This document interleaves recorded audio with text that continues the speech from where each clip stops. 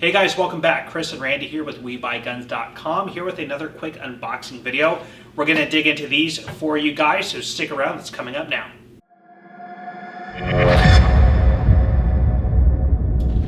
Alright guys, first up we have one that comes to us from a customer in North Carolina, so thank you so much for selling this one to us.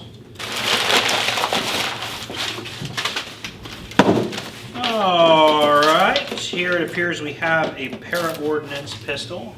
Alright, what we have here, man, this is very well packaged. This is a Para-Ordnance, I remember this, yeah, this is a Talisman.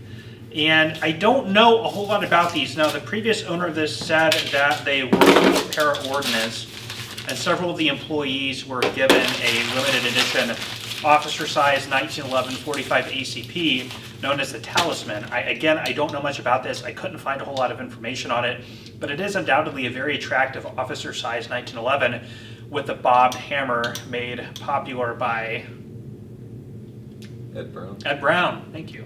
Yeah, well done. Yeah, Ed Brown. Yeah, really cool firearm. Again, not much else to tell you guys about it. No, it has night sights too. What do you think about the condition of that one?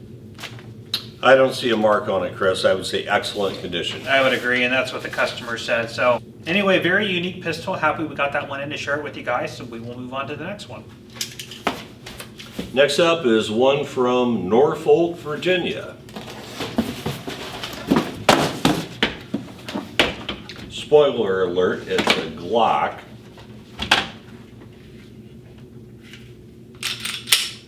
So what I have here, Chris, is a Glock 43X.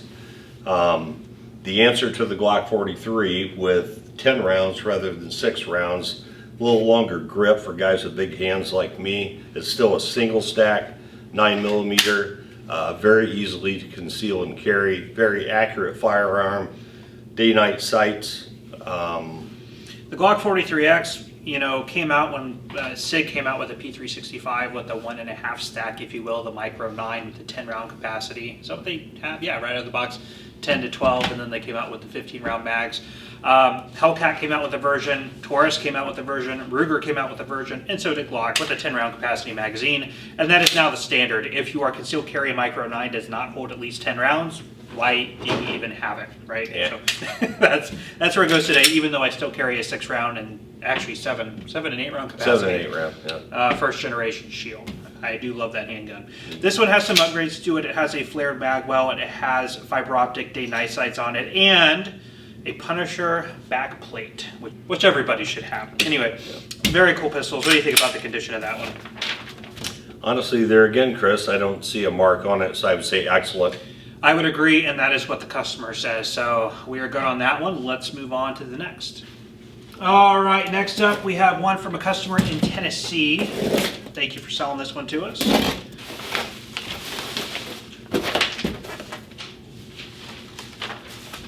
All right, guys, what we have here is a CZ-VZ Model 52 handgun.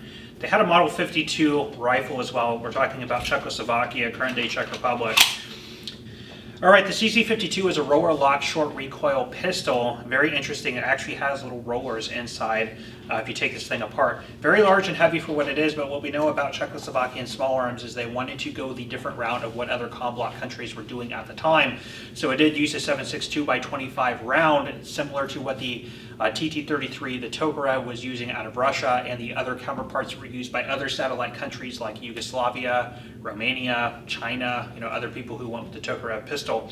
But they went their own route. Actually a very durable and robust handgun, and because of that extra weight, these are a joy to shoot. The 7.62 by 25 round is a very high velocity round. You know all about that, don't you, Randy? Yes, sir. And but anyway, kind of a cool, unique collectible. So interesting pistol. You guys have seen these on the channel before, so happy to get another one in. What do you think about the condition of that one? Really, Chris, it has just a few handling marks. There's some marks underneath here, but considering surplus, I would say surplus very good. Yeah, I was going to say the exact same thing. it is a surplus firearm, so you have to give a little bit of leeway in the fact that they did see military service. This one just has a few handling marks and the military parkerizing on it. So as a surplus pistol, I would definitely call it very good as well. Customer marked it as unknown and stated that he didn't quite know how to grade this. So I just took a look at the pictures, and yeah, very good is about what I would have expected. So very cool pistol. We will move on to the last box. All right, and last but not least, we have one that comes to us from a customer in Illinois. So thank you so much for selling this one to us.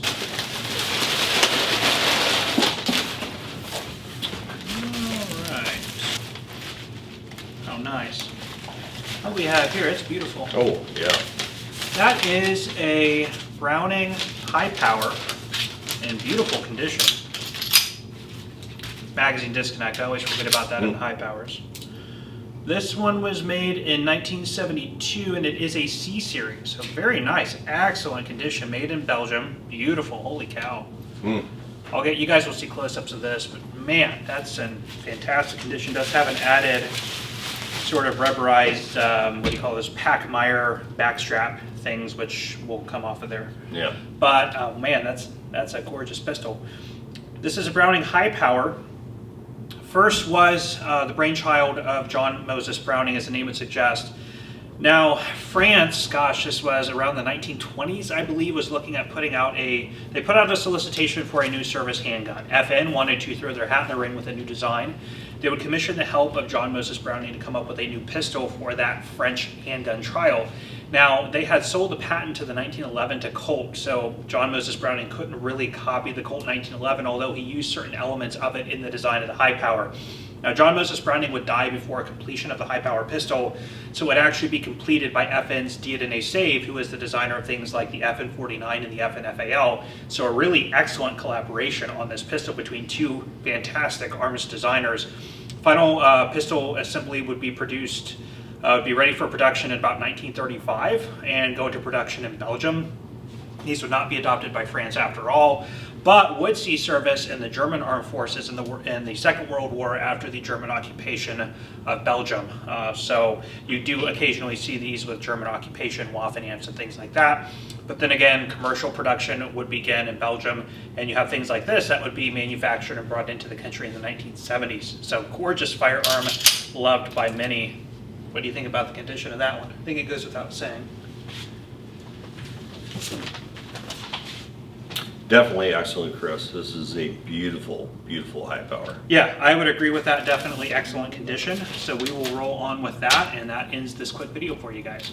All right, guys, well, that'll finish off this video. Thank you so much for stopping by and checking this one out. If you enjoyed, please let us know by hitting that like button. Please also consider subscribing to our channel so you can see more of these unboxing videos as we put them out. Anything else to add, Randy? That's about it, Chris. All right, guys, we're going to leave you guys off with that. I am Chris. And I'm Randy. And we will see you next time.